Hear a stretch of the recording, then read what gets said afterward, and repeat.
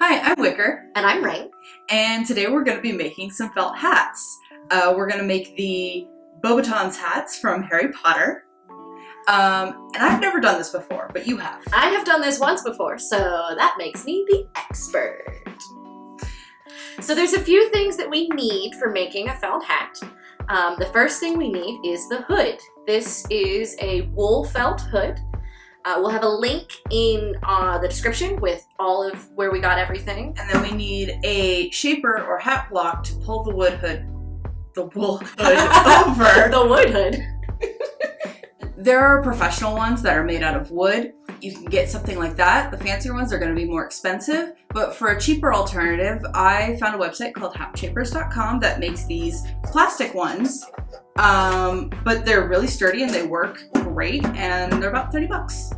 The shape of your hat is determined completely by the mold that you use, and they come in sizes. So this one is a small, because we have small heads. We got the tiny heads. And so if you need the same hat in different sizes, you have to get a different mold for each size you do. The last important ingredient is we need something to make the hat stiff. And so I found a list online of a few different things that you can use to stiffen a hat, and we chose 4 to try in this video. Yeah. The first stiffener is PVA, and it comes in this granule form, and you mix it with water, following the instructions that it comes with. The second one is the gelatin, also a granular one that you'll mix with water. And the difference between the two is with the gelatin, you mix it the day of and use it that day because it starts to mold within like 24 hours. You don't want to use it after that. These two are hat sizing specifically that you order online from a Millinery Supplies website. If you are trying to make a hat quickly and you need to find something local, we have 2 other products that you can find at your basic home supply store or fabric supply store. So the first one of these 2 that we're going to talk about is spray starch. It's your basic spray starch. Mm-hmm. And then there is shellac. It's more toxic than the other things we have here. The 4 items we chose because they don't really require you to have a lot of protective equipment. You don't need to be in a really well ventilated area to use them. They're not high in toxicity. Don't huff them, but it's okay to be in a room smelling them. The shellac is a little stronger. You'll probably want to open a window for that. And you'll definitely, as we learned, want to wear gloves when working with it. Yes. And then the last thing that you need for making a hat is steam. And so we have a little steamer. So let's get started. Yeah. So now we're gonna try the PVA. I mixed this last night, so it's already all mixed together. Follow the directions that comes with it. The ratio is different depending on what you're using. So we're using a wool felt. And so we did a 1/2 cup of water to a tablespoon of the powder. But if we were doing straw or leather, it would be a different ratio. So just read your directions. No. Yes, let's put gloves on. We learned recently that if we don't wear gloves, we stain our hands. Because some of the stiffeners in their liquid form, when they mix with the dye, whatever was used to dye the hat, releases that dye. So now that we're wearing gloves, we want to sponge the PVA and make sure we get a good even coverage everywhere on the hat. And now we're going to put it on the steamer and let it sit for about 30 minutes. We have found that 30 minutes works for our steamer and hat situation. The time may be different depending on how much steam your steamer puts out. What you're looking for is that the steam has fully saturated the hat. Yeah. So we're gonna start doing the gelatin one now. This is a 50 to 1 1:1 ratio of water to gelatin. The ratio is different depending on which brand you use, so you can just follow the directions and deciding how much gelatin you want to add to your water. We need to make sure this is still warm. Right. So you use almost boiling water to mix it.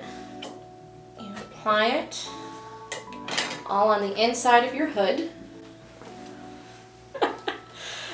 So you can just sponge it in there. You want to get it so that it's on all of the elements. You keep sponging it until it's fully covering. So we're just gonna soak the whole inside of this. Yep, pretty much. There are some people who prefer to use this in a sprayer. That's okay if it's a thinner felt or if you're doing straw.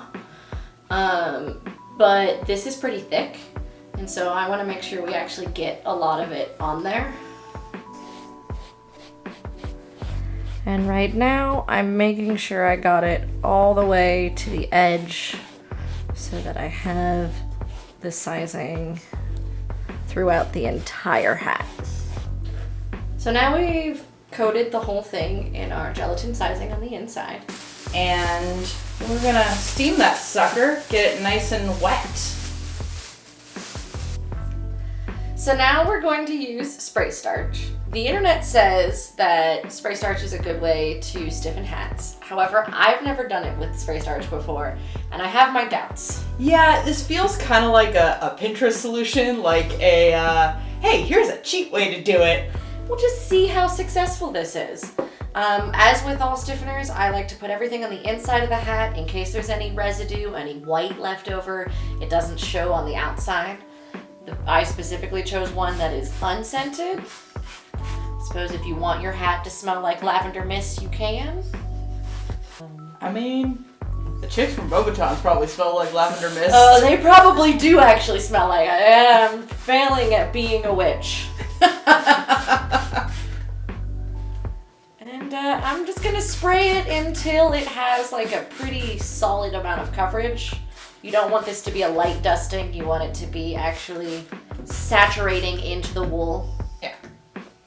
Seems good enough. So then we will... Back to the steamer. Yep. And then wait. For our last product, we're gonna do shellac, and you've done research on this. Yes. So this is just the regular shellac that you buy at any hardware store. You can, if you are worried about it being too thick, you can mix it with alcohol. We're gonna try it straight out of the can and see how it works. Go for it. Go team go. Once again, we want to put it all on the inside of the hat so that if there's any residue or if it ends up looking slightly discolored, it's inside and no one sees it. Sponge.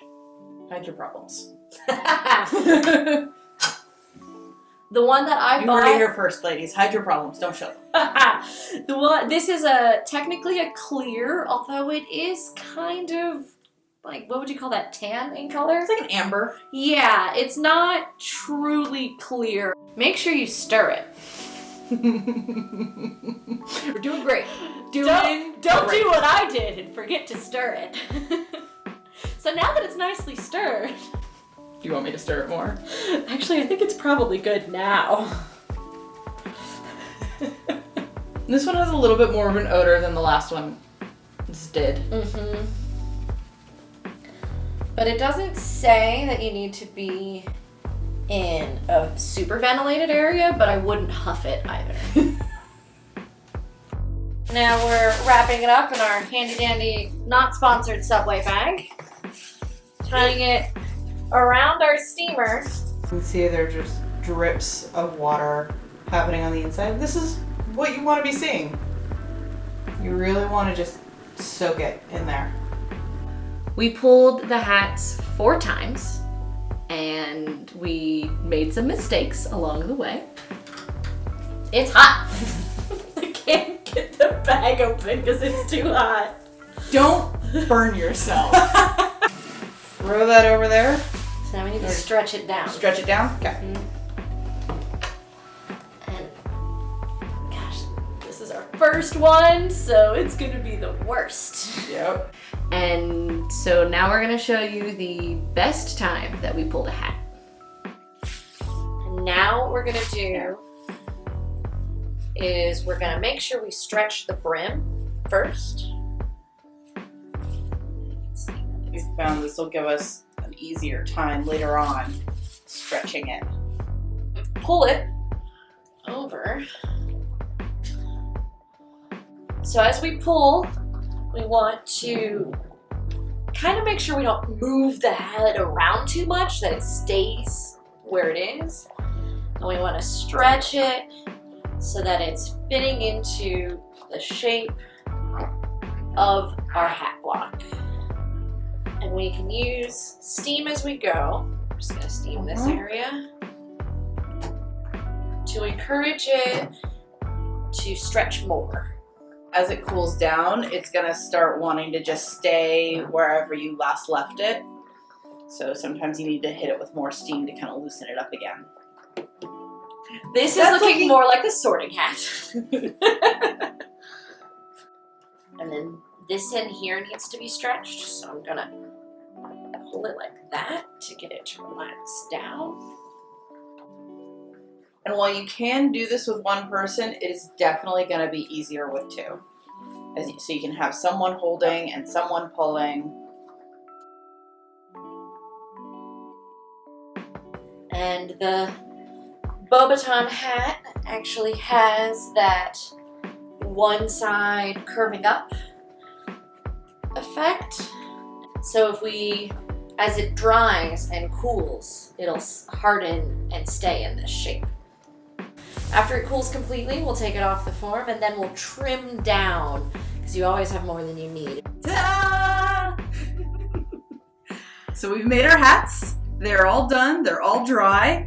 And we've laid them out in order from softest to hardest. First one is the gelatin. And it came out really soft and squishy. It still holds its shape, but it's gonna form really easily. It's collapsible. It's kind of like a floppy hat.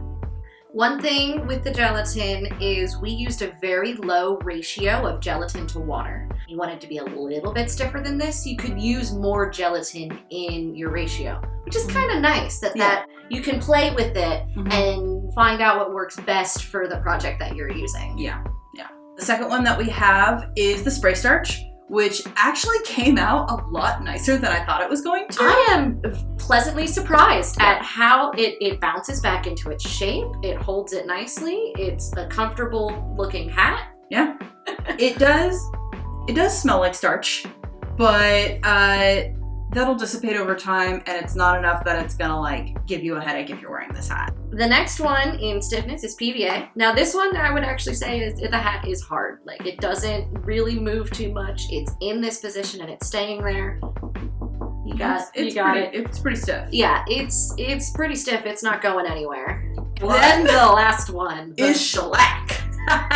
This hat is so stiff, I think you could drive over it with a car and it wouldn't go anywhere.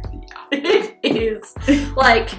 It is solid. It's not bending at all. It is a rock. So if that's what you're looking for, Shellac's gonna make sure it doesn't go anywhere. Yeah, I think in the future I would water it down a little bit if we did it again. And you can thin shellac with alcohol, so that is a good thing to know. Yes. I want to talk a little bit about color. It was really hard for me to find a hood that was in that perfect Beauxbaton color. And so I attempted dyeing my hat to be that color. Now you can dye wool hats, you just use wool dye.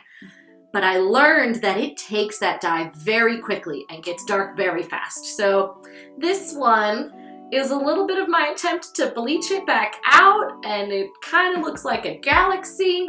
It's not very successful. I got it close with this one, but I still wasn't super happy with the color. It was still too dark, and so I sprayed it with Design Master spray paint. So this is a spray paint that is created for florals, and you can use it on fabrics and it works on plastics and stuff as well. But the nice thing about it is that it's not like a thick, heavy spray paint. It's a light, translucent almost. Yeah, something that you can layer without it being like a stiffening agent in and of itself. It doesn't look like there's like a plastic film on top of my hat. Yeah. So yeah, I just dusted it with this. This one is Blue Sky, which I think made it the perfect color. Yeah, it's lovely. So yeah, these are our Beauxbatons hats, or in my case, the new Hogwarts version, I guess, black. thank you for watching our video. Please subscribe or come back and watch us some more, and leave a comment below to let us know what other videos you want to do. We aren't limited to hats. We want to do all kinds of crafts. Bye. Bye.